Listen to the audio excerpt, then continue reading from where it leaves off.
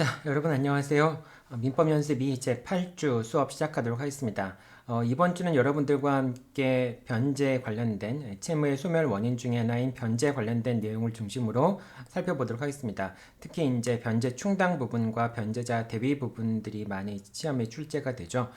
그리고 변제자 대위와 관련해서는 공동저당이 후순위 저당권자 대위 문제와 그 변제자 대위 문제가 비슷한 측면이 많기 때문에 양자가 이렇게 이제 비교하면서 그 양자의 내용을 파악할 필요가 있습니다. 이제 그런 내용들을 한번 쭉 살펴보도록 하죠. 자, 그럼 먼저 첫 번째 쟁점부터 살펴보도록 하겠습니다. 먼저 이제 변제와 관련돼서 변제자와 변제 수령자 두 가지 부분을 살펴보도록 하겠습니다. 변제자 중에서는 이제 여러분이 흔히 변제에 대해서 이해관계 있는 제3자와 변제할 정당한 이익이 있는 제3자라는 표현을 많이 쓰죠. 자, 이해관계 있는 제3자 같은 경우에는 이해관계 없는 제3자는 채무자의 의사에 반해서 변제할 수 없다라고 할 때 이해관계 있느냐 없느냐라는 말이 나오고요. 그 다음에 변제할 정당한 이익이 있는지 여부는 이거는 이제 변제자 대위 관련해서 나오는 말입니다. 변제자 대위에서 법정 대위와 임의 대위가 있죠. 그 법정 대위 같은 이제 변제자 대위에서 법정 대위는 법적 대위가 되겠죠. 변제할 정당한 이익이 있는 제3자가 변제하는 경우에 그걸 이제 법정 대위가 성립한다라고 얘기를 하죠. 자, 그럼 여기서는 이제 이해관계 있는 제3자 이해관계 있다라고 하는 것이 어떤 의미인지 여부가 문제될 수 있는데 여러분들은 이해관계 있다는 것과 그 다음에 변제할 정당한 이익이 있다라고 하는 두 가지를 동일한 의미로 해석하면 됩니다. 이해관계 있다라는 것과 그 다음에 변제할 정당한 이익이 있다라는 것을 동일한 의미로 해석을 하면 돼요. 그럼 이해관계가 있다라고 하는 것은 어떤 것이냐? 두 가지 경우에 이해관계가 있다라고 얘기를 할 수 있습니다. 첫 번째는 채무자가 변제하지 않으면 채권자로부터 집행을 당할 위험이 있는 자. 뭐 이제 보증인 같은 경우가 그렇죠. 보증채무의 이행을 청구할 테고요. 그다음 물상 보증인이나 제3취득자 같은 사람들, 이런 사람들은 채무자가 변제하지 않으면은 채권자가 보증인에 대해서 보증채무의 이행을 청구를 하고 강제 집행에 들어가거나 또는 물상 보증인 재산에 대해서 담보권을 실행시키거나 또는 제3취득자가 취득한 물건에 대해서 설정되어 있는 저당권을 실행하거나 이런 방법으로 담보권을 집행을 하게 되니까 담보권 실행을 위한 집행을 하든지 또는 강제 집행을 하든지 집행을 하게 되어서 결국은 재산을 이제 집행을 받게 되어서 자기 재산을 상실하게 될 위험이 있는 자, 이런 자를 이해관계 있는 자라고 얘기할 수 있고요. 그 다음에 그 채무자에 대한 자기의 권리를 상실하게 되는 자, 뭐 이제 채무자에 대한 자기의 권리를 상실하게 되는 자라고 하는 것은 예를 들면 1순위 저당권자가 있는데 1순위 저당권이 설정돼 있는데 채무자가 1순위 저당권자한테 채무를 변제하지 않으면은 채권자가 저당권을 실행하게 됨으로써 결국은 후순위 저당권자의 저당권도 경매 과정에서 소멸할 수밖에 없는 자, 이런 자도 이제 채무자에 대한 자기의 권리, 채무자에 대한 저당권을 상실하게 되는 자라고 볼 수 있겠죠. 직접적으로 집행을 당하는 자는 아니지만은 결과적으로 채무자에 대한 권리를 상실하게 되는 후순위 권리자, 이런 사람들도 이해관계 있는 제3자라고 얘기할 수 있습니다. 여러분 특히 이제 이 그 후순위 권리자는 잘 봐둬야 돼요. 저당권의 후순위 권리자는 이해관계 있는 제3자, 그러니까 이해관계 있는 제3자이긴 한데요. 이건 제3취득자하고 또 다르죠. 나중에 이제 자세히 내용들을 살펴볼 겁니다. 자, 이런 사람들이 이해관계 있는 제3자, 변제할 정당한 이익이 있는 제3자에 해당하고요. 이러한 사람들이 아닌 경우에는 이제 사실상의 이해관계를 가진다. 그런 것만 가지고는 변제할 뭐 정당한 이익이 있다든지 이해관계 있는 제3자라고 얘기할 수 없습니다. 그래서 이해관계 있는 제3자나 그러니까 이해관계 있는 제3자 또는 변제할 정당한 이익이 있는 제3자 같은 경우에는 채무자의 의사에 반해서 변제할 수 있다라고 여러분들이 이해를 하면 됩니다. 요거는 이제 원칙적으로 채무자 의사에 반해서 변제할 수 있다라고 하는 것은 이해관계 있는 제3자라는 의미로 많이 사용이 되죠. 그래서 이해관계 없는 제3자 같은 경우에는 채무자 의사에 반해서 변제할 수 없게 되죠. 자, 여기까지가 이제 변제고요. 채무자의 의사라고 하는 것은 채무자의 자의적인 의사 같은 건 아닙니다. 그러니까 여러 가지 사정에 의해서 객관적으로 인정된 채무자의 의사여야 되겠죠. 자, 여기까지가 이제 변제자에 관련된 내용이 되는 것이고요. 자, 여기서부터는 이제 변제 수령자, 누가 변제 수령 권한이 있느냐라는 그런 게 문제가 됩니다. 변제 수령 권한을 변제 수령 권한을 가진 사람한테 변제 수령 권한을 가진 사람에게 변제를 해야지만 그 변제가 유효하게 되겠죠. 변제 수령 권한을 갖지 않은 사람에게 변제한 경우에는 그 변제가 유효할 수 없을 겁니다. 자, 그럼 누가 변제 수령 권한을 갖느냐? 일단 채권자와 채권자의 대리인. 뭐 이제 우리가 매매 계약을 할 때는 매매 계약에 대한 대리권, 매매 계약의 성립의 체결에 관한 대리권을 갖고 있는 매도인의 대리인은 매매 대금을 수령할 수 있는 권한도 갖고 있다라고 대리권 부분에서 얘기를 하잖아요. 그러니까 이렇게 이제 대리인이라든지 또는 수령 보조자, 그러니까 채권자를 위해서 대신 수령하는 사람, 뭐 예를 들면 내가 다른 사람한테 시켜서 채무자로부터 돈을 좀 받아오라고 시켰다든지 그런 경우가 되겠죠. 그런 수령 보조자 같은 사람들이 변제 수령 권한이 있는 변제 수령자가 될 수 있고요. 이런 사람한테 변제한 경우에 변제가 유효하다라고 얘기할 수 있습니다. 자, 그런데 채권의 준점이자에 대한 변제와 영수증 소지자에 대한 변제 같은 경우에는 비록 변제 수령 권한이 없는 자에 대한 변제라고 하더라도 변제가 유효할 수 있습니다. 그래서 채권자라고 믿게 할 만한 외관을 갖춘 그런 자에 대해서 변제자가 선의 무과실로 변제했을 경우에는 그 변제가 유효한 변제가 될 수가 있습니다. 채권자라고 믿게 할 만한 외관이라고 하는 건 어떤 것이 있었을까? 예를 들면 뭐 이런 것이 있습니다. 판례에 나타난 예인데요. 전부 명령이 무효여서 전부금을 지급할 필요가 없는데 전부금 청구 소송에서 이 피고가 아무런 대응을 하지 않아서 패소한 경우가 있을 수 있습니다. 자, 그런 경우에 전부금 청구 소송에서 패소했기 때문에 그 이제 채무자가 전부금을 지급했을 경우에 그럴 경우에 이 전부금 채권자는 전부 명령이 무효이기 때문에 원칙적으로 그 전부금을 추심할 수 있는 변제 수령 권한이 없는 자이지만은 그 자에 대한 변제는 채권의 준점이자에 대한 변제라고 볼 수가 있습니다. 자, 이게 이제 채권의 준점이자에 대한 변제인 거고요. 그 다음에 영수증 소지자에 대한 변제, 진정한 영수증을 소지하고 있어야 됩니다. 진정하지 않은 영수증을 소지하고 있는 경우에는 이번에 채권의 준점이자에 대한 변제가 성립될 수 있을지 모르겠어요. 근데 이제 영수증 소지자에 대한 변제 같은 경우에는 진정한 영수증을 소지한 자에 대해서, 왜냐하면 진정한 영수증을 소지한 자는 다른 사람들이 변제 권한이 있다라고 믿을 가능성이 더 높잖아요. 그렇기 때문에 진정한 영수증을 소지하고 있는 자에 대한 변제는 비록 변제 수령 권한이 없다 할지라도 변제가 유효할 수 있고요. 다만 변제 권한이 없음을 알았거나 알 수 있었던 경우에는 변제자가 변제 수령 권한이 없음을 알았거나 알 수 있었던 경우에는 변제가 무효가 됩니다. 자, 여기까지가 이제 변제에 관련된 변제자와 변제 수령자에 관련된 내용이었습니다. 자, 다음에 이제 변제 충당에 관련된 내용인데요.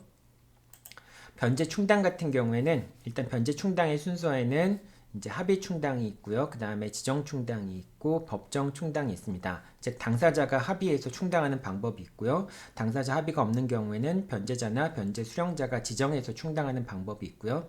그 다음에 법정 충당이라고 하는 것은 당사자의 지정이 없었을 경우에 이제 네 가지 단계로 진행이 되죠. 첫 번째 변제기가 이른 경우나 뭐 이르지 않은 경우에는 변제기가 이른 경우에 먼저 충당이 되고 그 다음에 뭐 모두 다 변제기에 이르렀거나 또는 뭐 변제기에 이르지 않은 경우에는 그런 변제 이익이 가장 큰 것. 그 다음에 변제 이익이 동일할 경우에는 먼저 변제기에 도달할 채무. 그리고 또 변제기가 다 동일할 경우에는 그런 경우는 채무액에 비례해서 충당이 된다라고 하는 그 네 가지 법정 충당의 기준이 있잖아요. 그것에 따라서 변제 충당이 이루어지게 됩니다. 자, 그런데 변제 충당이 이루어지기 전에 먼저 여러분들이 꼭 기억해 둬야 될 것은 충당에 관한 합의가 없는 이상은 모든 채무에 여러 개의 채무가 있을 때 그 채무들은 먼저 비용과 이자 원본에 충당이 된다라고 하는 겁니다. 일단은 비용이 충당되는 경우는 사실 그런 경우는 많이 발견하기 어렵고요. 보통은 이제 이자에 많이 충당이 되고 그 다음에 원본에 충당이 되는데요. 그러니까 예를 들면은 이자, 원본.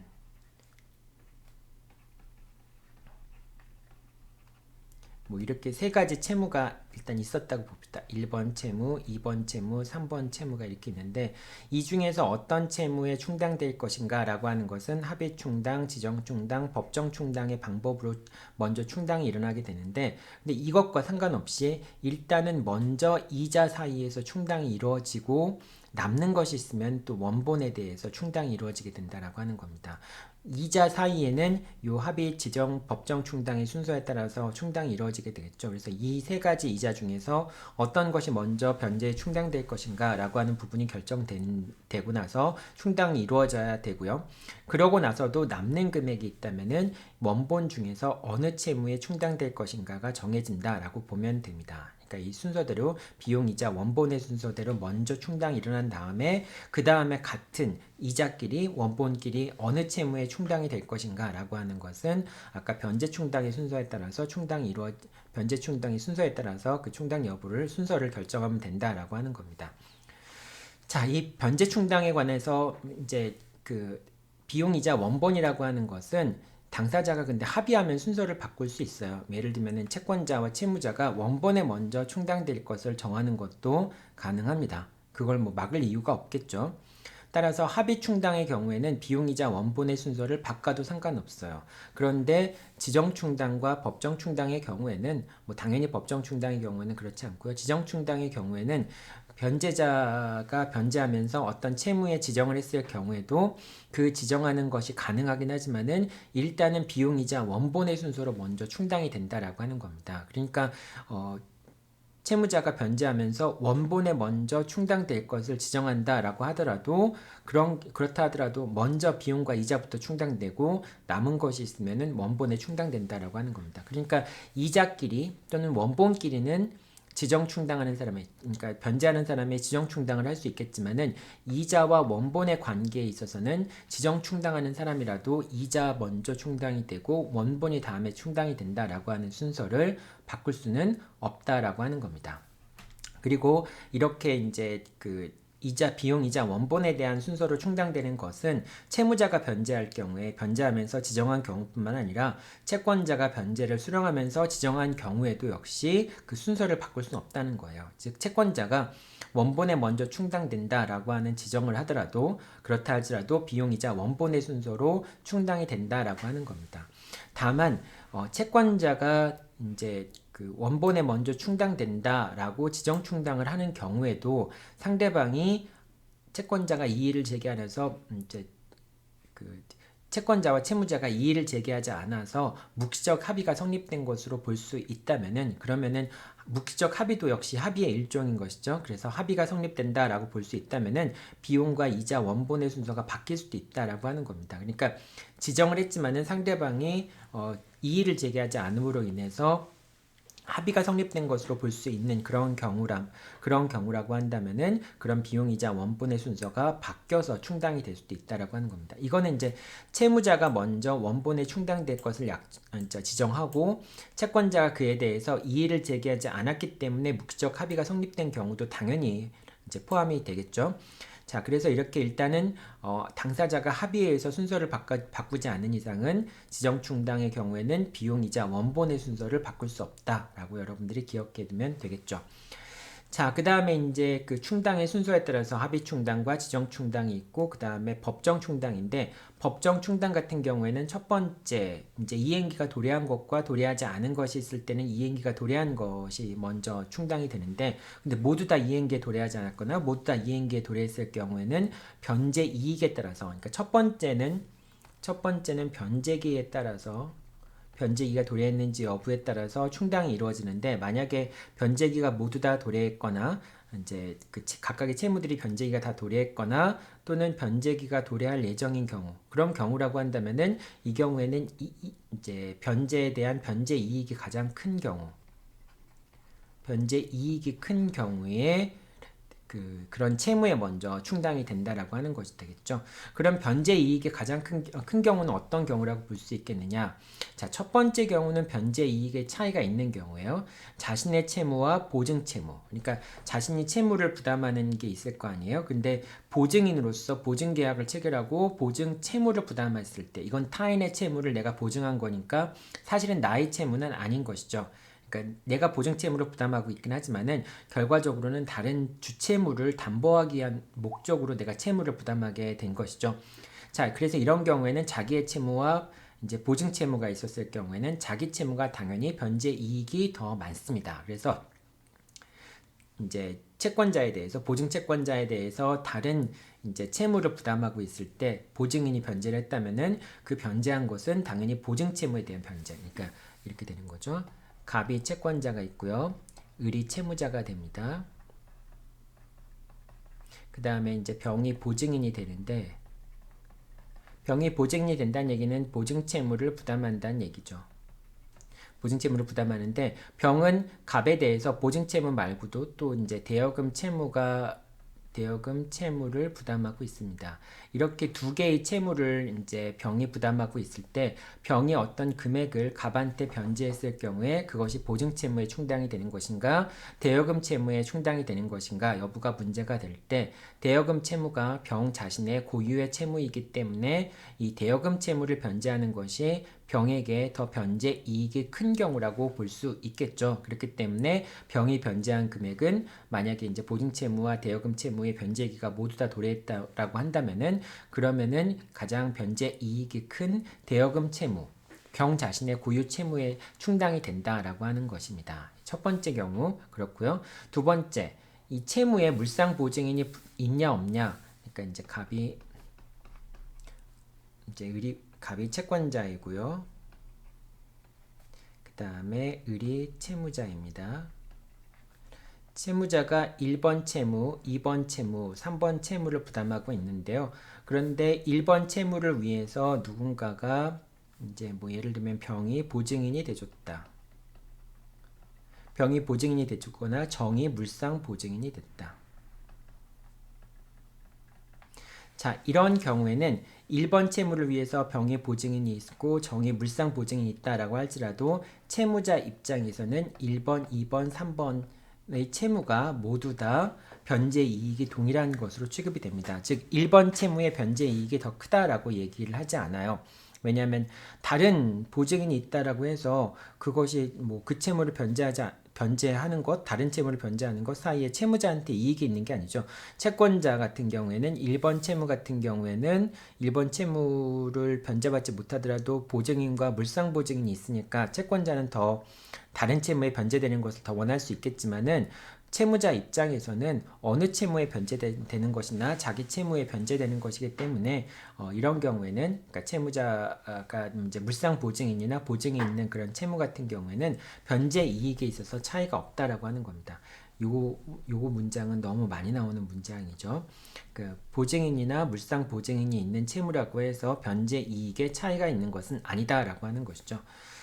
자, 그 다음에 채무자가 담보로 제공한 채무의 경우에는 근데 자 여기서 이제 하나의 채무 예를 들면 2번 채무를 위해서 을 소유의 뭐 이제 X 토지를 담보로 제공했다라고 하는 경우 을 소유의 X 토지를 담보로 제공했다. 그 채무자 을의 입장에서는 자신이 담보로 제공한 그런 채무 같은 경우에는 만약 그 채무가 이행되지 않으면은 담보권이 실행될 수 있겠죠. 따라서 그런 채무부터 먼저 변제가 일어나는 것이 채무자에게 이익이 있게 되겠죠. 그렇기 때문에 채무자가 담보로 제공한 채무가 있는 경우에는 담보권을 설정해준 채무가 있는 경우에는 그 채무의 변제 이익이 더 크다라고 얘기를 할 수가 있습니다. 그래서 요 세 가지 정도 지문 여러분들이 기억해 두면 될 것 같아요. 자신의 채무와 보증 채무 중에서 보증 채무보다는 자신의 채무가 변제 이익이 더 많다라고 하는 거.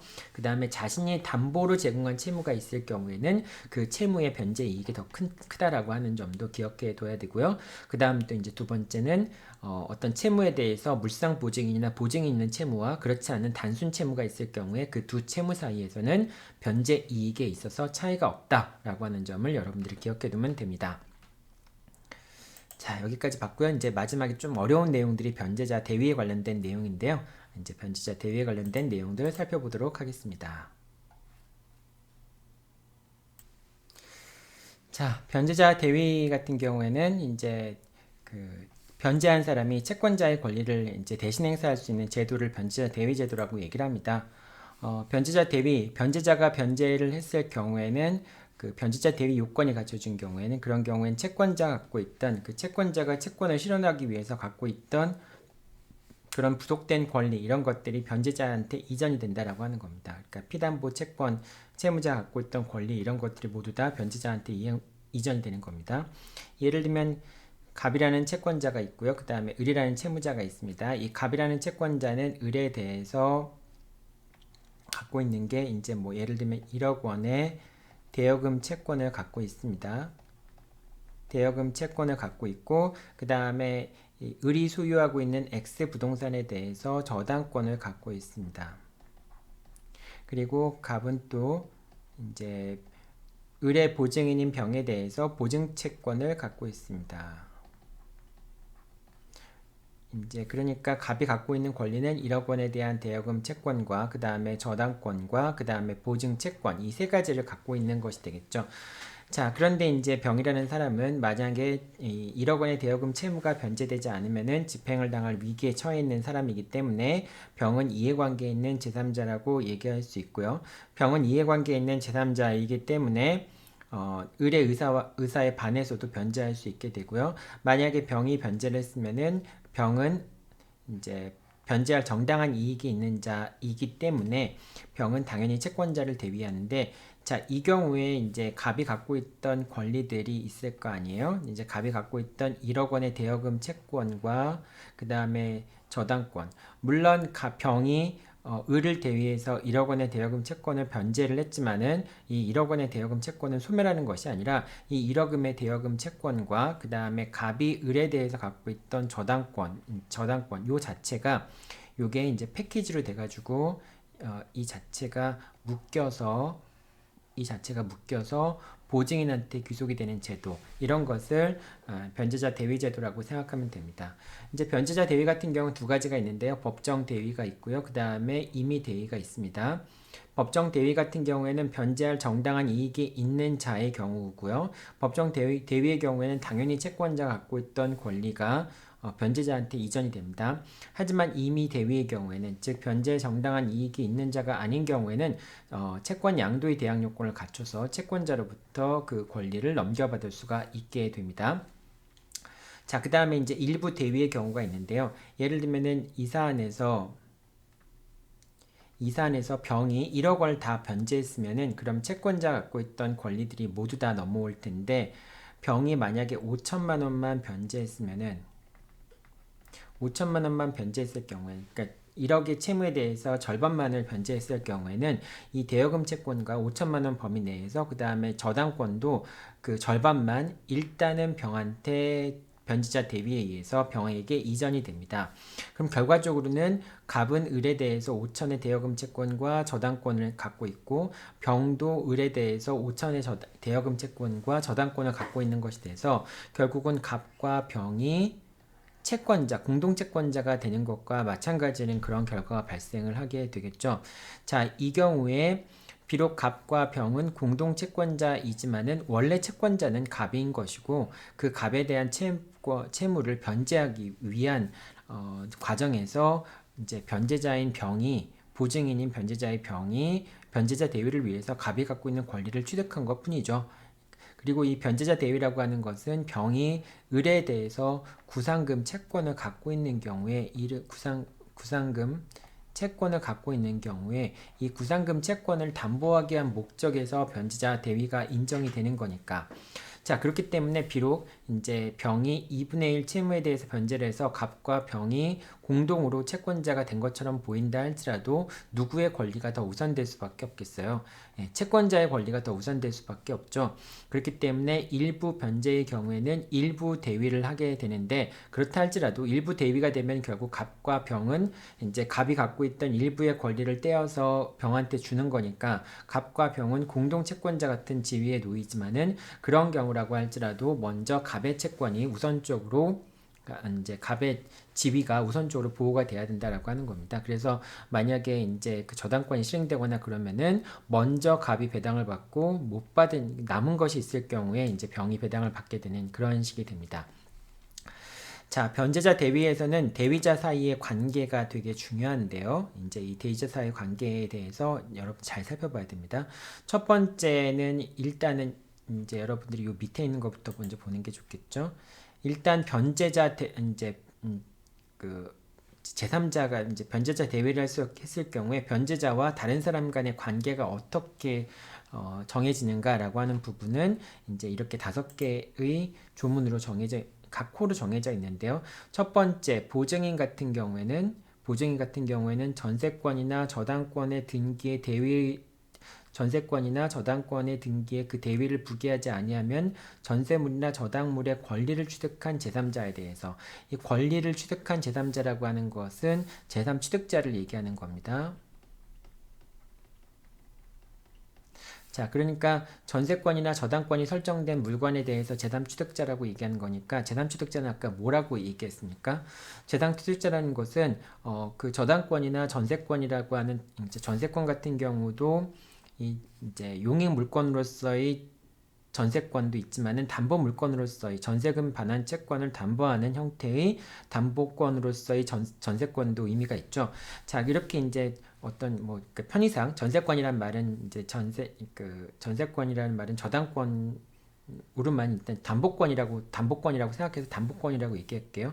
담보권이 설정되어 있는 부동산에 대한 제3취득자라고 하는 것은 그 담보권이 설정되어 있는 부동산에 대해서 소유권을 취득한 사람, 또는 전세권을 취득한 사람, 또는 지상권을 취득한 사람, 이 사람을 제3취득자라고 얘기를 합니다. 여러분들 요 얘기는 어디서 설명이 나왔었죠? 위에서 나왔었죠. 위에서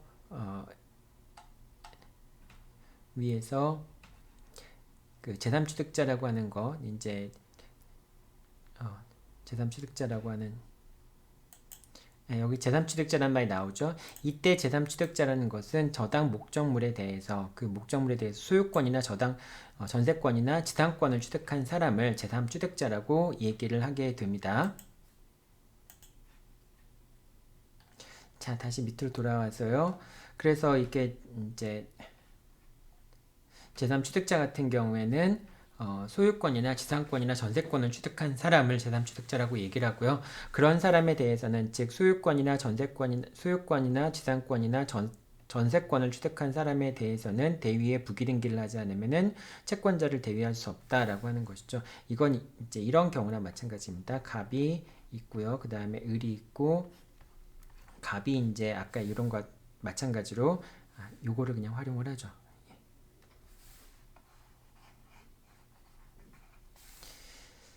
자, 이 사안에서 이제 갑이 을에 대해서 1억 원의 대여금 채권과 그 다음에 저당권을 갖고 있는 그런 상황에서 이제 병이 변제를 하게 되면은 갑이 병에 대해서 갑이 이제 병이 갑에게 변제를 하게 되면은 갑이 을에 대해서 갖고 있던 권리 1억 원의 대여금 채권과 X 부동산에 대한 저당권이 병한테 이전이 되죠. 그런데 이 X 요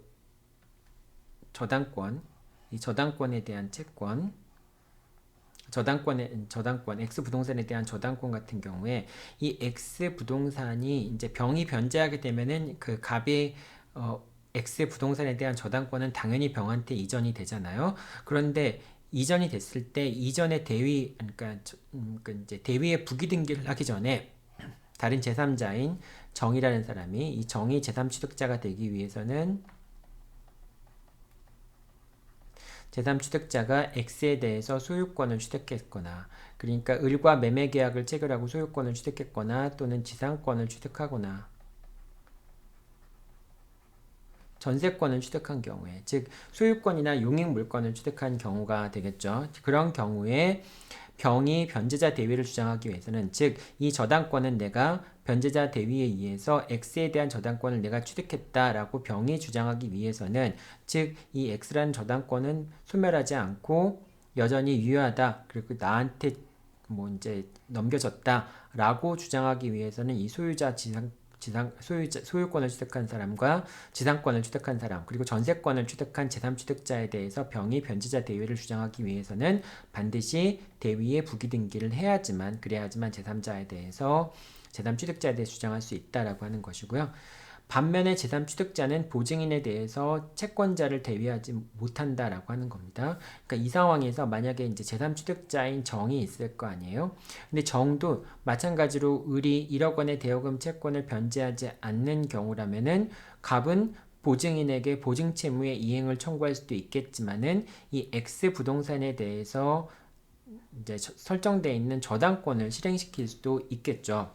자, 그래서 만약에 정이 갑한테 변제를 했다라고 하는 경우에 그런 경우라고 한다면은 그러면은 정도 변제자니까 갑이 갖고 있던 권리 이제 정의 입장에서는 갑이 갖고 있던 권리가 어떤 것이 되겠어요?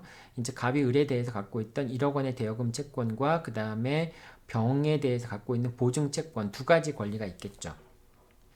자, 그런데 이 정이라고 하는 제3취득자가 변제한 경우에는 제3취득자는 보증인에 대해서는 채권자를 대위하지 못한다라고 되어 있습니다. 그러니까 이 보증인에 대해서는 채권자를 대위하지 못하기 때문에 갑이 병에 대해서 갖고 있는 보증 채권이 을한 정한테 이전되지가 않아요. 자, 이런 경우에는 보증인보다 제3취득자보다 보증인을 더 보호한다는 그런 취지가 있는 것이죠. 그렇기 때문에 제3취득자와 보증인이 있었을 경우에는 제3취득자는 만약에 이제 보증인이 변제라는 경우에는 당연히 보증인은 제3취득자에 대해서 채권자를 대위할 수 있지만은 제3취득자가 변제라는 경우에는 그 제3취득자는 보증인에 대해서 채권자를 대위할 수 없다라고 하는 겁니다. 자, 그 다음에 이제 제3취득자 중에서 1위는 각자 부동산의 가액에 비례해서 다른 제3채권자에 대해서 채권자를 대위한다. 자, 여기서는 지금 정의 한 사람, 이제 정이라는 사람만 있었는데, 만약에 이제 담보로 제공된 물건이 뭐 X, Y, Z 이 세 가지 물건이 공동 담보로서 이제 을이 갑에 대해서 갖고 있는 채무를 담보하기 위해서 이 세 개의 저당권이 설정되어 있고, 그 다음에 이 세 개의 저당권을 정1, 정2, 정3이란 사람이 제3취득자였다. 즉 소유권을 취득받다라고 편의상 얘기를 할게요. 자, 이런 경우라고 한다면은 채권자 갑이 이제 X에 대해서도 저당권을 갖고 있고 Y에 대해서 저당권을 갖고 있고 Z에 대해서 저당권을 갖고 있겠죠. 자, 근데 이 경우에 만약에 갑이 Z에 대해서 저당권을 실행해서 저당권을 실행해서 채무를 모두 변제한 경우에 변제한 경우에 이때 정3이라고 하는 제3취득자는 이 채무자에 대해서 구상권을 갖게 되죠. 채무자에 대해서 구상권을 갖게 되고 이제 을에 대해서 구상권을 갖게 되고요. 이 구상권을 담보하게 한 목적으로 채권자가 갖고 있던 권리들이 다 을에게 이제 정3에게 이전이 되는 거죠. 채권자가 갖고 있던 권리는 뭘까요? 채권자가 갖고 있던 권리는 을에 대한 1억 원의 대여금 채권이 있겠죠. 이 사안에서 이제 담보로 제공된 것이 X만이 아니라 X, Y, Z가 담보로 제공됐다. 채무자 소유의 X, Y, Z가 담보로 제공됐다라고 하는 것을 전제로 해서 지금 설명을 하는 겁니다. 1억 원의 대여금 채권이 있을 테고요. 또 그 다음에 X에 대한 저당권이 있겠죠. 그 다음에 3번이 Y에 대한 저당권이 있겠죠. 이게 채권자가 1억 원의 채권을 담보하기 위해서 갖고 있던 1억 원의 채권에 관련돼서 갖고 있는 권리가 되겠죠.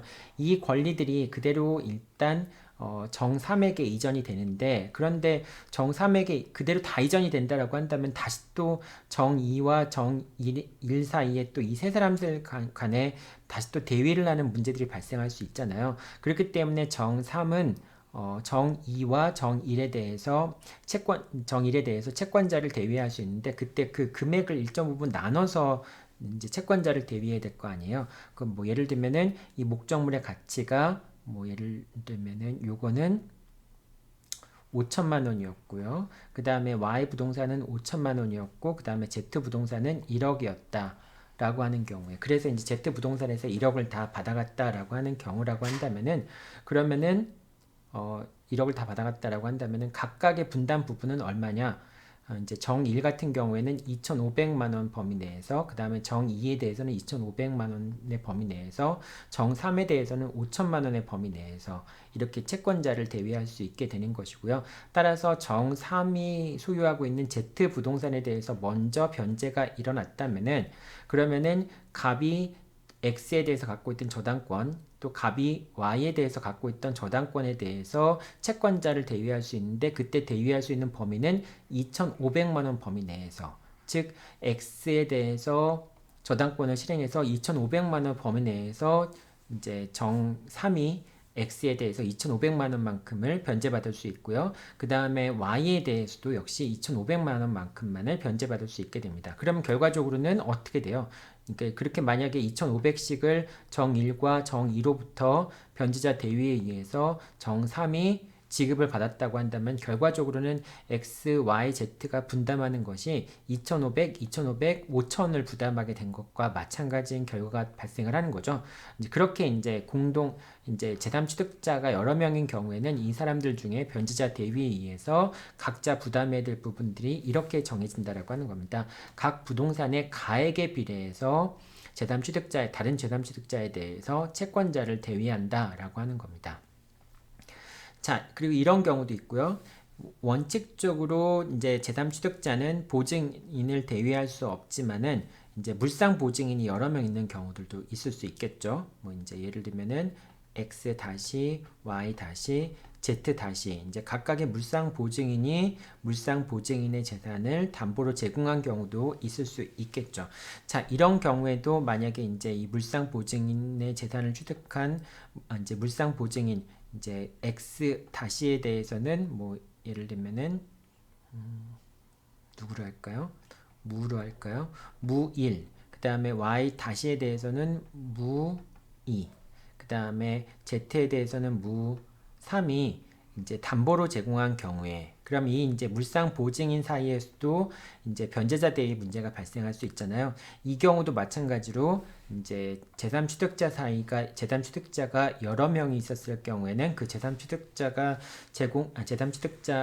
취득한 그 부동산의 가액에 비례해서 채권자를 대위한다라고 하는 것처럼 이제 물상 보증인이 여러 명이 있었을 경우에도 역시 그 물상 보증인이 갖고 있는 재산의 가액에 비례해서 채권자를 대위한다라고 하는 겁니다.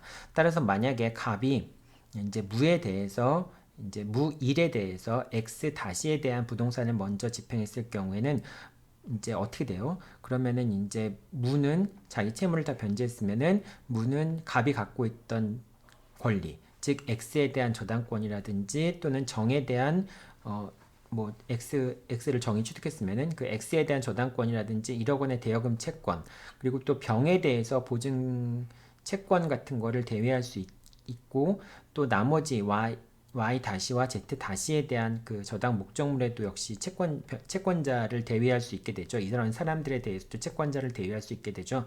자, 그런데 이 무2와 무3 간의 관계에서도 목적물의 가액에 비례해서 정하게 됩니다. 자, 그런데 이제 이 보증인과 이 경우에는 지금 보증인이 병이 있고요. 그 다음 물상 보증인인 무2와 무3이 있죠. 자, 이렇게 물상 보증인이 여러 명인 경우 물상 보증인과 보증인을 포함한 보증인이 여러 명인 경우에는 일단은 인원수를 세봅니다.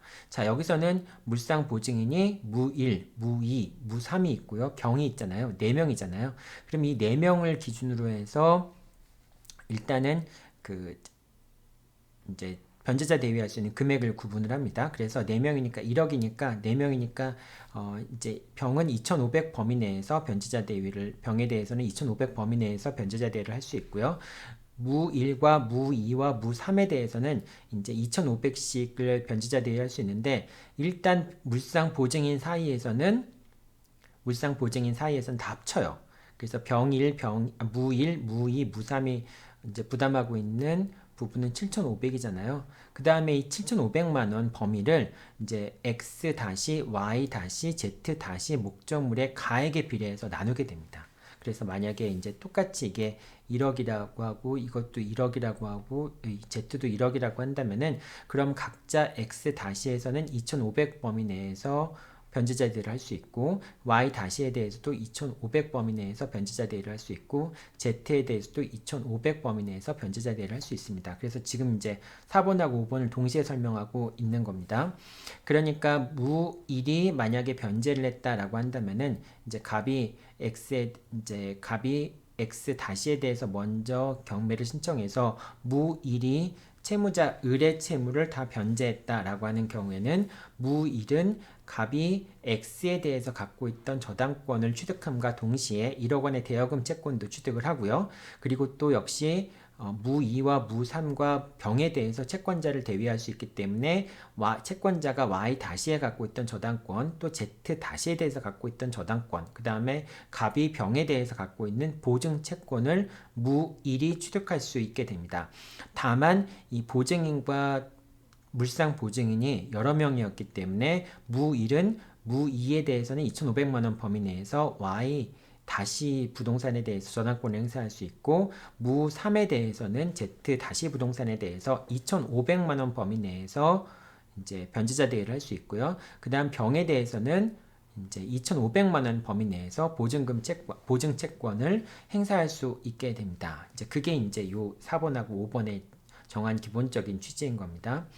자, 근데 공통적으로 일단 이제 물상 보증인과 보증인은 제3취득자를 대위할 수 있지만은 이 제3취득자 같은 경우에는 보증인을 보증인을 이제 채권자에 대해서 보증인에 대해서도 채권자를 대위할 수 없고요. 그 다음 물상 보증인에 대해서도 채권자를 대위할 수가 없게 됩니다. 그러니까 일단 제3취득자 같은 경우에는 제3취득자와 보증인 또는 물상 보증인이 서로 붙은 경우에는 당연히 물상 보증인이나 보증인은 채권자를 대위할 수 있지만은 제3취득자는 채권자를 대위할 수 없게 됩니다. 이게 이제 1호부터 5호까지 쭉 규정되어 있는 내용들이 됩니다. 자, 여기까지가 이제 쭉 설명한 내용들이었고요. 자, 그리고 물상 보증인이 대위하는 경우에도 물상 보증인이 이제 그 변제를 해가지고 채권자를 대위하는 경우에도 그런 경우에도 역시 그 대위에 부기등기를 하지 않으면은 그 대위하는 목적물에 대한 제3취득자라고 하는 것은 소유권을 취득한 사람 또는 전세권이나 지상권을 취득한 사람을 제3취득자라고 얘기하죠. 그 사람에 대해서 채권자를 대위할 수 없다라고 하는 것도 같이 기억해 두어야 합니다. 요거는 너무 이제 여러분들 시험 문제 자주 나오는 부분이니까 여러분들이 꼭 기억하고 있어야 되고요. 자, 요 부분에 대해서 몇 가지 이제 보충 설명을 할게요. 자, 먼저 아까도 얘기했지만 제3취득자라고 하는 자는 목적물에 대해서 소유권이나 지상권이나 전세권을 취득한 자를 얘기를 합니다. 그렇기 때문에 요 세 자만을 요 소유권이나 지상권, 전세권을 취득한 자만을 제3취득자라고 얘기하기 때문에 후순위 저당권자 같은 경우는 제3취득자의 범위에 포함되지 않아요. 자, 그래서 이제 제3취득자에 대해서는 여러분들이 요 이제 이 규정에서 기억해 둬야 될 게 제3취득자에 대해서는 두 가지를 꼭 기억해 둬야 되는데요. 첫 번째, 제3취득자는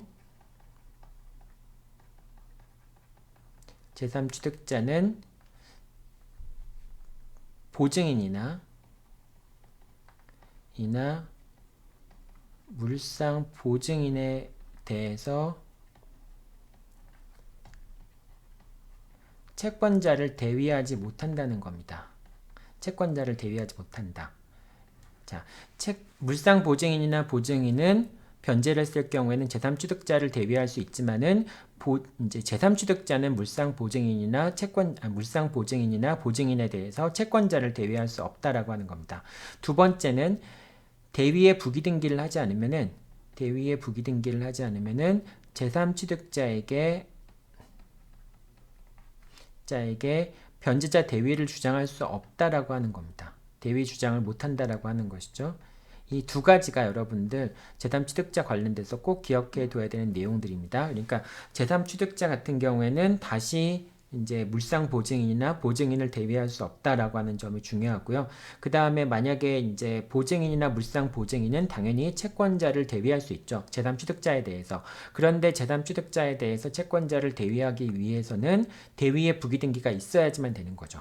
그러니까 두 가지 경우를 이제 이거는 제3취득자가 변제자 대위를 하는 경우에 물상 보증인과 보증인에 대해서는 변제자 대위를 할 수 없다라고 하는 것이고요.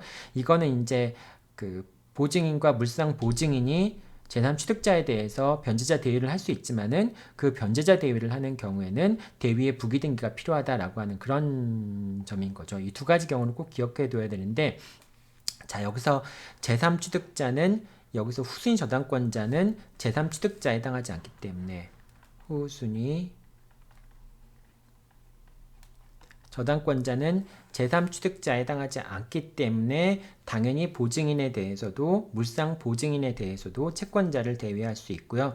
그 다음에 그 대위 부기등기가 없더라도, 그러니까 보증인이나 물상 보증인도 대위에 부기등기가 없더라도 당연히 채권자를 이제 대위할 수 있다라고 하는 겁니다. 대위 부기등기와 상관없이 그 대위 부기등기와 상관없이 변제자 대위를 주장할 수 있다라고 하는 겁니다. 그 목적물에 대해서 저당권, 후순위 저당권을 설정한 자에 대해서도 역시 변제자 대위를 주장할 수 있다라고 하는 겁니다.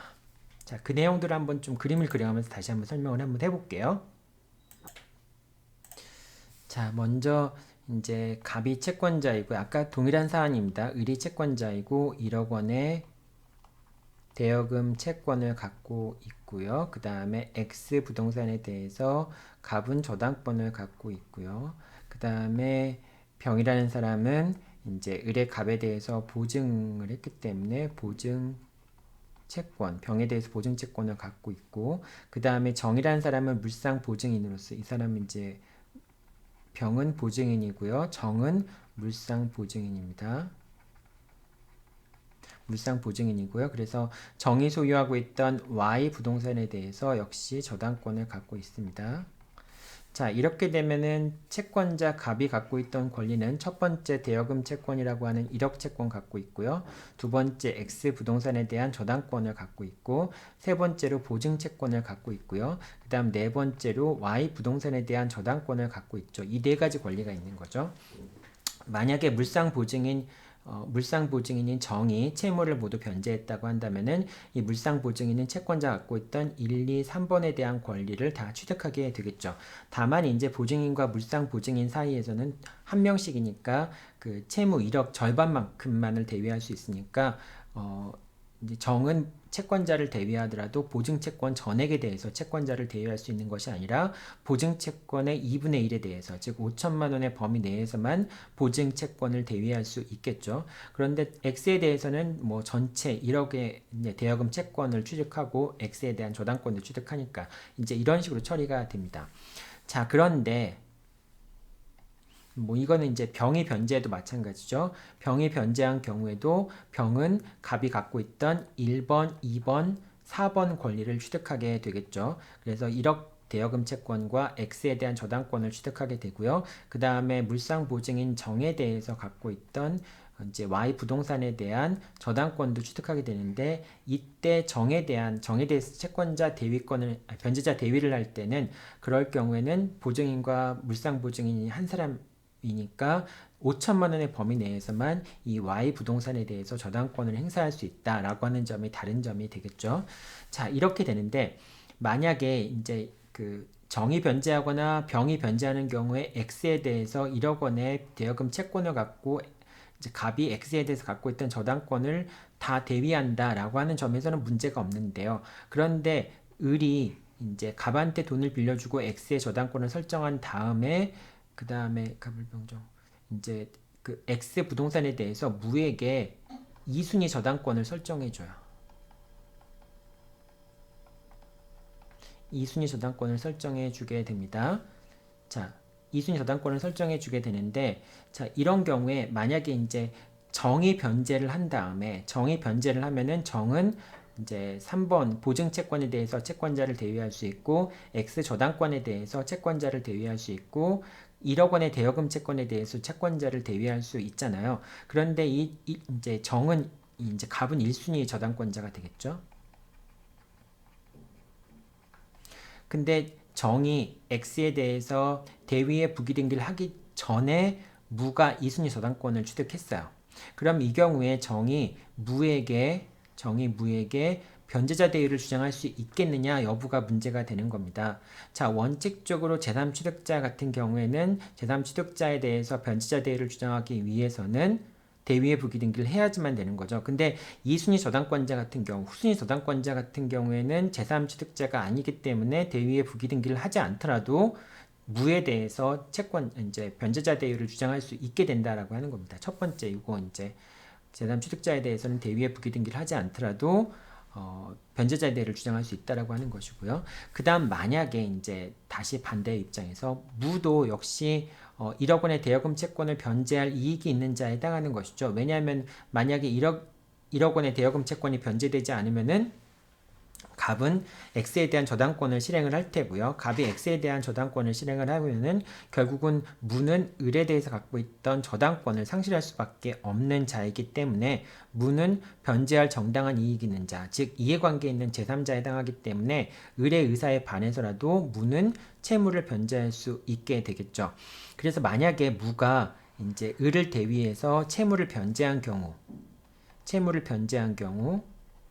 자, 그랬을 경우에 이제 무는 채권자가 갖고 있던 권리들, 1번 대여금 채권을 당연히 취득하게 되겠죠. 그 다음에 이 저당권도 역시 소멸하지 않고 무가 취득하게 되겠죠. 그 다음에 병과 정이 갖고 있던 보증채권과 그 다음에 Y에 대한 저당권도 무한테 이전이 되겠죠. 이렇게 이제 무는 변제자 대위에 의해서 채권자가 갖고 있던 권리들을 취득하는데, 그런데 정에 대한 저당권과 병에 대한 보증 채권도 무가 취득할 수 있느냐, 즉 보증인과 물상 보증인에 대해서도 채권자를 대위할 수 있느냐 여부가 문제가 되겠죠.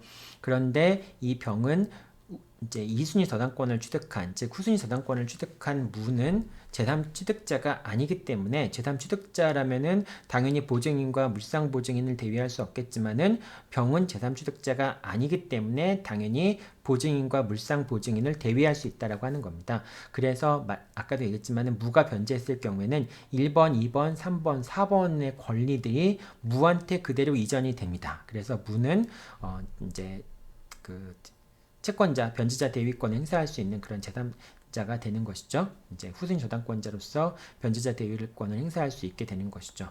자, 이게 이제 그 일반적인 그런 이제 그 설명들입니다. 자, 그래서 이 두 가지 내용들 여러분들 꼭 기억해 둬야 되겠죠. 그래서 이제 제3취득자 같은 경우에는 보증인, 물상보증인을 대위할 수 없고, 그리고 혹시라도 물상보증인과 보증인이 채권자를 대위하는 경우라고 할지라도 대위에 부기등기를 하지 않으면은 제3취득자에게 채권을 변제자 대위를 주장할 수 없다라고 하는 점. 근데 이거는 이 경우에 후순위 저당권자는 제3취득자에 해당하지 않기 때문에 이 후순위 저당권자 같은 경우에는 보증인과 물상보증인을 대위할 수 있고, 그리고 보증인과 물상보증인도 대위에 부기등기가 없더라도 후순위 저당권자에게 이제 그 변제자 대위를 주장할 수 있다라고 하는 점, 그 점을 여러분들이 꼭 기억해 둬야 되겠죠. 자, 여기까지에 대한 보충 설명이었고요. 자, 여기 되어 있고 뭐 이런 이제 보충적인 설명들 지금 다 설명한 내용들입니다. 그래서 여러분들 이 내용들을 꼭 잘 알고 있어야 됩니다. 이 내용들은 객관식 시험 문제에서 자주 출제가 되고요. 그리고 사례 문제로도 출제가 되는데, 여러분들이 이 내용을 사전에 정리해 놓지 못하면은 문제에 나오면은 상당히 이제 헷갈리고 복잡하기 쉽죠. 그래서 미리 좀 이 내용들은 정확히 숙지를 하고 있어야 됩니다. 자, 그 다음에 이제 그 변제자 대위와 관련해서 공동저당과 변제자 대위와 관련된 거를 내용을 좀 비교를 한번 해볼게요. 자, 공동저당 같은 경우에는 이제 갑이 이제 을에게 1억 원의 대여금 채권을 갖고 있는데, 이 대여금 채권을 위해서 X 부동산과 Y 부동산이 공동으로 담보로 제공되어 있는 그런 상태를 얘기하는 것이죠. 자, 첫 번째 경우에 X와 Y가 모두 다 채무자 소유인 경우에 이제 을의 소유인 경우가 되겠죠. 만약에 동시에 배당이 된다면은 이제 채권자 갑이 X와 Y에 대해서 동시에 경매를 신청한 경우에는, 이런 경우에는 뭐 대위의 문제가 발생하지 않겠죠. 그래서 갑과 을은 목적물의 가액에 비례해서 이제 갑이 채무를 변제받아가면 되겠죠. 배당을 받아가면 되겠죠. 만약에 20배당이라고 한다면요. 20배당이라고 한다면은 이제 이 X에 대해서는 갑이 1순위 저당권자일 거 아니에요. 갑이 1순위 저당권자인데, 만약에 을이 또 채무를 이제 정으로부터 돈을 빌리면서 정에게도 병에게 돈을 빌리면서 병에게 X 부동산에 대해서 이제 저당권을 설정해 주었고요. 그 다음에 또 Y 부동산에 대해서 또 정으로부터 돈을 빌리면서 정에게도 Y 부동산의 후순위 저당권을 설정해 준 경우, 즉 그러니까 이 사안에서는 채권자가 몇 명이에요? 갑을 병 3명이 되는 것이 되겠죠. 갑과 병과 정, 채권자가 3명이 되겠죠. 이 채권자들한테 돈을 빌리면서 1순위 저당권 또는 2순위 저당권을 설정해 준 경우가 있을 수 있겠죠. 자, 이런 경우에 만약에 갑이 X 부동산에 대해서 먼저 경매를 신청하게 된다면은 그러면은 동시에 경매를 신청하게 된다면은 뭐 예를 들면 X 부동산과 Y 부동산의 가치가 동일하다면은 먼저 X 부동산에서 5천만 원 배당받고 Y 부동산에 대해서 5천만 원 배당받으면 되겠죠. 자, 그런데 만약에 이제 갑이 X 부동산에 대해서만 먼저 경매를 신청하는 경우에는 갑이 당연히 X 부동산에 대해서 먼저 1억을 다 받아갈 수 있겠죠. 만약에 이제 목적물의 경매 가액이 1억이 넘었다고 한다면은 1억을 다 배당받아갈 수 있겠죠.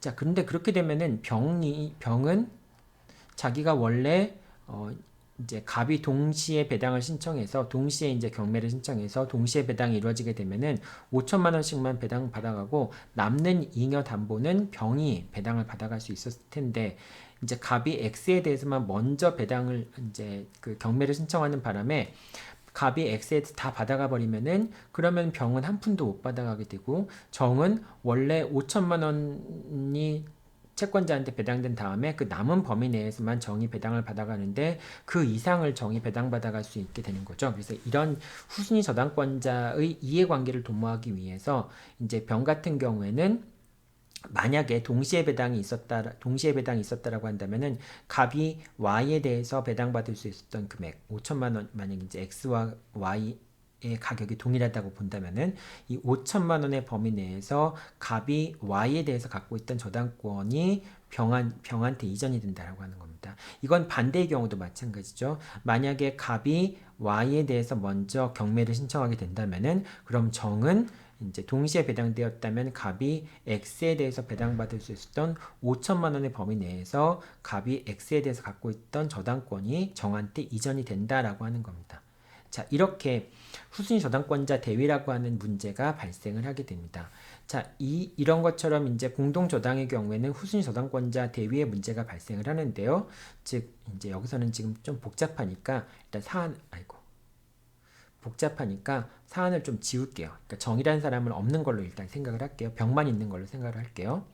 어차피 이제 사안을 바꾸면 똑같은 게 되니까. 자, 이 사안에서 이제 병이 만약에 이제 그 갑이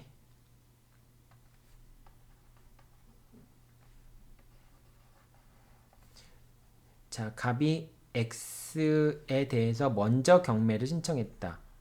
먼저 경매를 신청하면은 갑이 원래 Y에 대해서 5천만 원의 범위 내에서 행사할 수 있는 저당권이라고 하는 것은 병한테 이전이 된다라고 했잖아요. 저당권이 이전이 된다.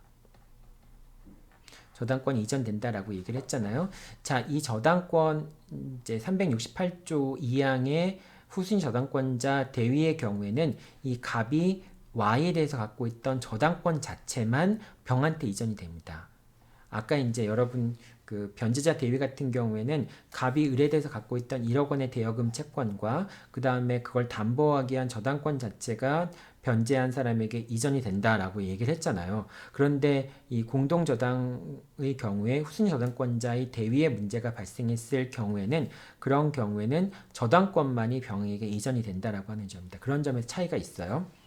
자, 어쨌든 이제 둘 다 채무자 소유인 경우에는 그런 경우에는 동시 배당하는 경우에는 뭐 대위의 문제가 발생하지 않지만은 이시 배당하는 경우에는 그 배당된 그러니까 경매가 신청된 목적물의 후순위 저당권자는 채권자가 다른 공동 저당 목적물에서 받을 수 있는 그 동시에 배당되었다면 받을 수 있는 범위 내에서 채권자가 갖고 있던 저당권을 대위할 수 있다. 저당권을 대위할 수 있다는 얘기는 저당권을 취득한다는 말과 동일한 말로 이해를 하면 됩니다. 그래서 취득하게 된다라고 하는 것이죠.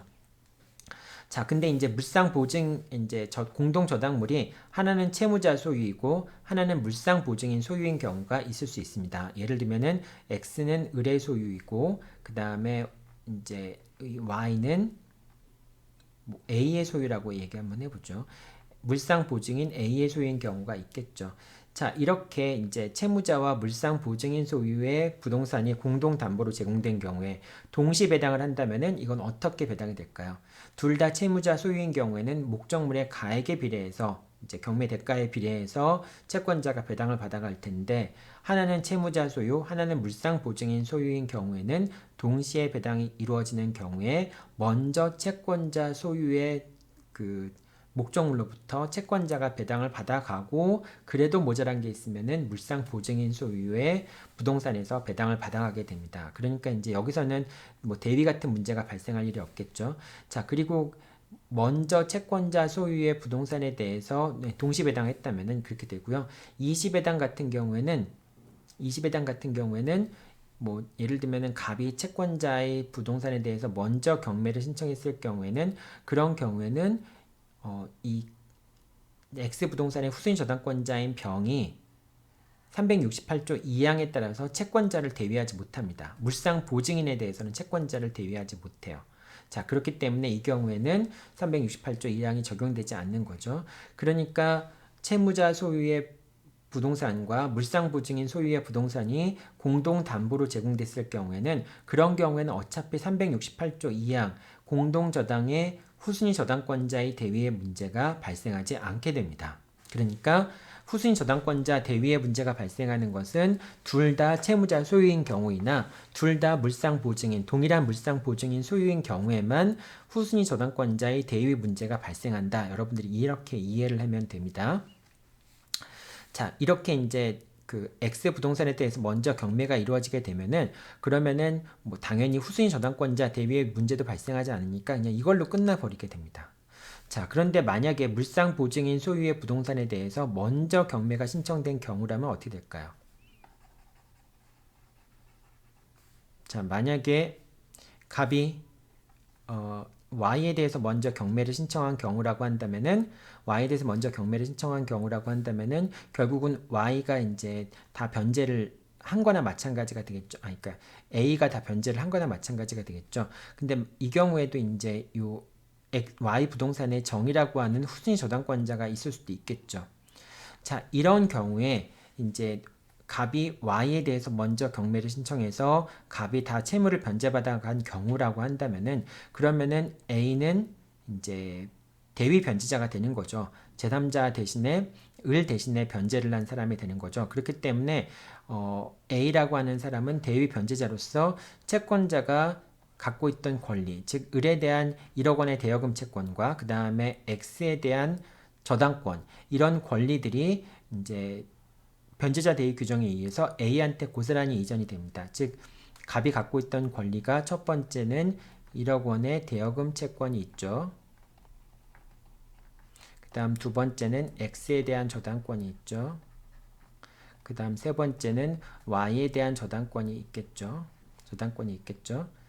자, 그랬을 때 요 만약에 이제 Y에 대한 저당권 같은 경우에는 갑이 Y에 대한 저당권을 먼저 실행했을 경우에 그래서 A가 결과적으로는 을의 채무를 다 변제한 경우에는 이 1번과 2번 1억 원의 대여금 채권과 이제 X에 대한 저당권이라고 하는 권리가 그대로 A한테 이전이 됩니다. 변제자 대위 규정에 따라서 A한테 대위 변제자인 A에게 이전이 되는 것이죠. 자, 그리고 갑이 Y에 대해서 먼저 이제 경매를 신청한 경우라고 한다면은 그러면은 정도 역시 이제 뭐 갑이 다 배당받아가는지 못한 부분이 생길 수 있잖아요. 자, 이랬을 경우에 정은 저당권을 상실하게 되겠죠. 저당권을 상실하게 되겠지만은 그 저당권을 상실하는 대신에 A라고 하는 사람은 이 1번과 2번이라고 하는 권리를 변제자 대위에 의해서 취득을 하게 되잖아요. 당연히. 자, 그렇기 때문에 A라는 사람은 1번과 2번이라는 권리를 Y 부동산이라는 것 대신에 Y 부동산에 대한 소유권을 상실했지만은 1번과 2번이라는 권리를 대신해서 취득하기 때문에 그렇기 때문에 정이라고 하는 후순위 저당권자였던 사람은 당연히 이제 A에 대한 채권자가 되겠죠. A에 대한 채권자인 정이라고 하는 사람은 요 1번과 2번 권리에 대해서 채권자를 이제 물상 대위를 할 수 있게 됩니다. 즉 채권자의 지위에서 Y라는 부동산에 대한 저당권은 소멸되었지만은 1번과 2번이라는 권리가 새로 생겼으니까 그 1번과 2번이라는 권리에 대해서 물상 대위를 할 수 있게 됩니다. 그래서 결과적으로 X 부동산이 경매에 들어가서 A가 변제자 대위를 행사해서 우선 변제를 받는 경우에 그때 정도 물상 대위를 행사해서 이제 그 경매에 참여해서 우선 변제를 받을 수 있게 되는 것이 되겠죠. 자, 그런 내용들이 이제 여기 쭉 설명이 되어 있는 겁니다. 그래서 물상 보증인 소유의 부동산에 대해서 먼저 경매가 실행된 경우에는 물상 보증인이 변제자 대위를 하게 되고요. 그 다음에 이제 후순위 저당권자 같은 경우에는 물상 보증인이 취득한, 즉 A가 취득한 1번과 2번 권리에 대해서 물상 대위를 하게 된다라고 하는 겁니다. 채무자 소유의 부동산에 대해서 먼저 저당권이 실행된 경우, 즉 X에 대해서 먼저 저당권이 실행된 경우에는 뭐 이건 대위의 문제가 전혀 발생하지 않는 거죠. 자, 그래서 이제 이 문제를 뭐라고 얘기하냐면은 물상 보증인을 먼저 보호할 것이냐, 후순위 저당권자를 먼저 보호할 것이냐의 문제에서 당연히 물상 보증인을 먼저 보호한다라고 얘기를 하죠. 보통 교과서에서 그렇게 설명을 하고 있죠. 자, 이렇게 되고요. 자, 그 다음에 이제 세 번째는 이제 지금까지 설명했던 변제자 대위와 공동저당의 후순위 저당권자 대위의 문제를 서로 한번 좀 비교를 해서 살펴보도록 하겠습니다. 자, 공통점이라고 한다면은 이제 자, 여기서도 이제 만약에 이거는 지금 채무자 물상 보증이니까 다시 한번 이제 옆에는 이제 을이고 X가 둘 다 채무자 소유인 경우를 얘기를 한번 해볼게요. 자, 이런 경우에 이제 갑이 이렇게 있고 이제 병이 후순위 저당권자인 병이 있고요.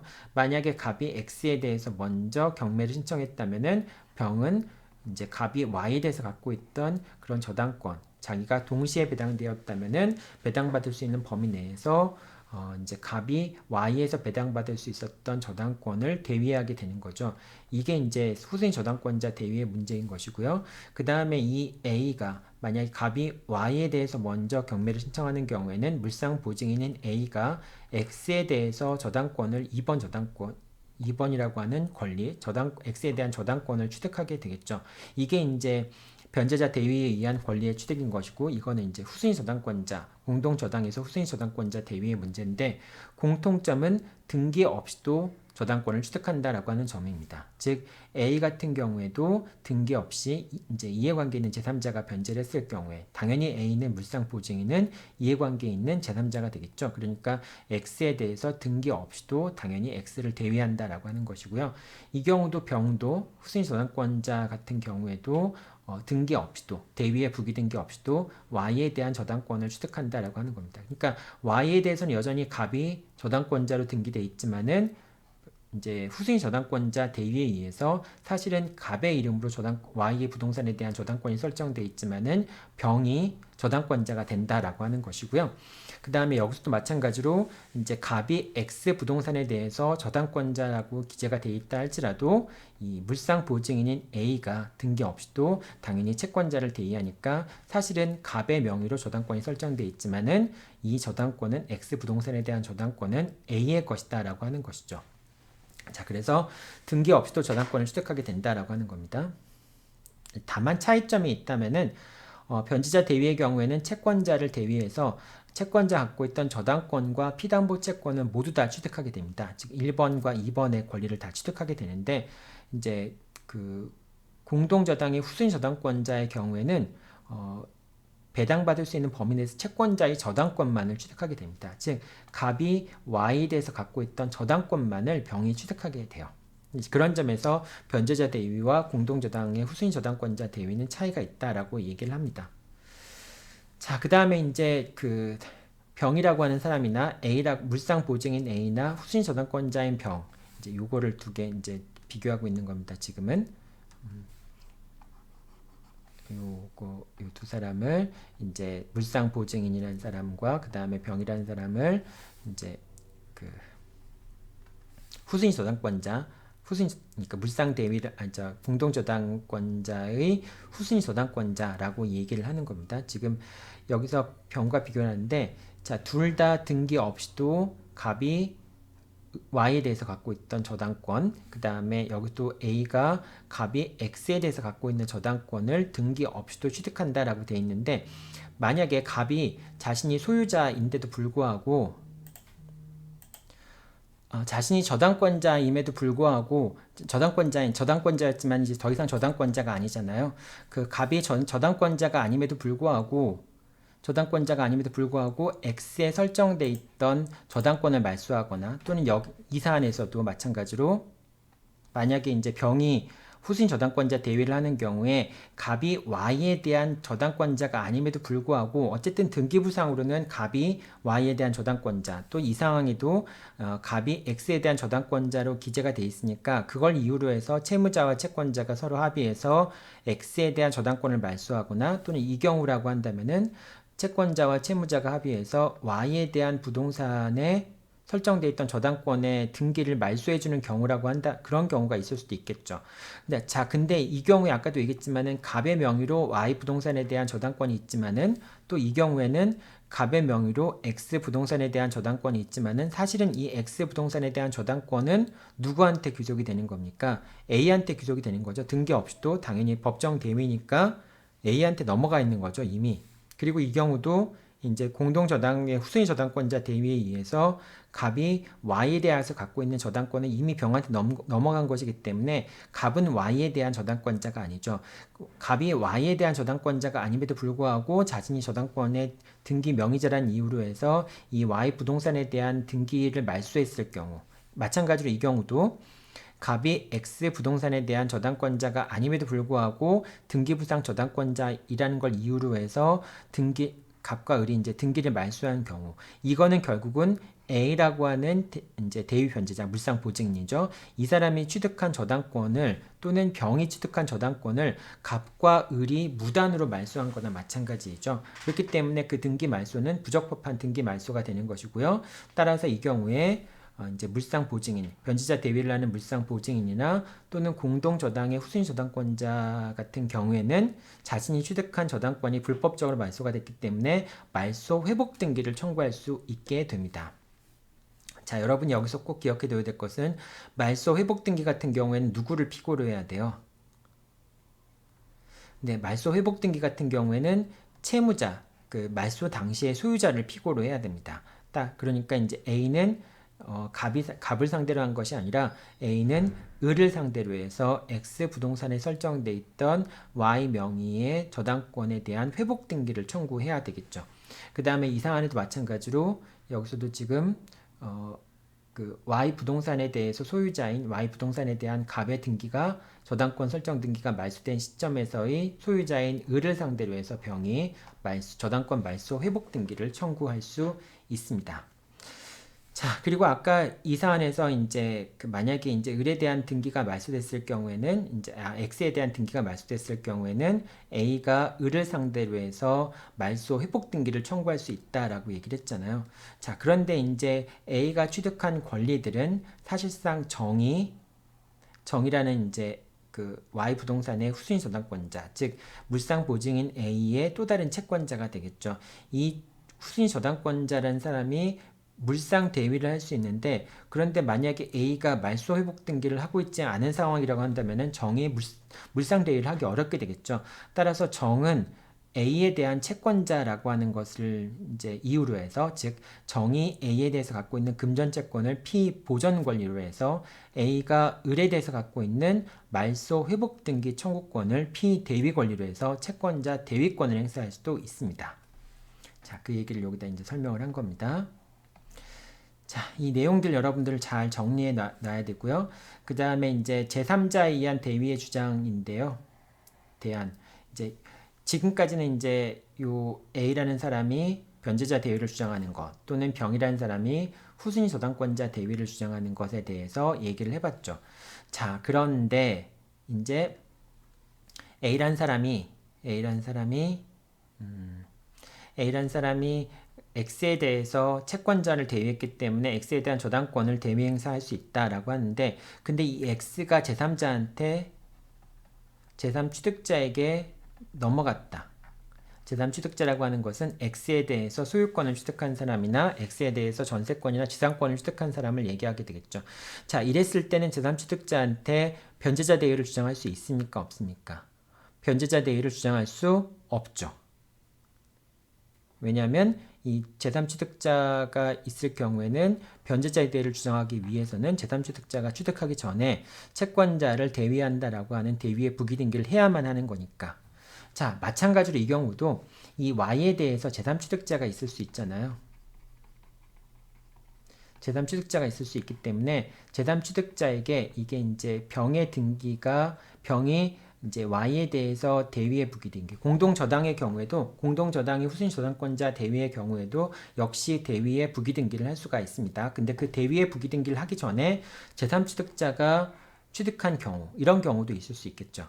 근데 이런 경우에 병이 제3취득자에게 공동저당의 후순위저당권자 대위를 주장할 수 있겠는가 여부가 문제가 될 수가 있는데요.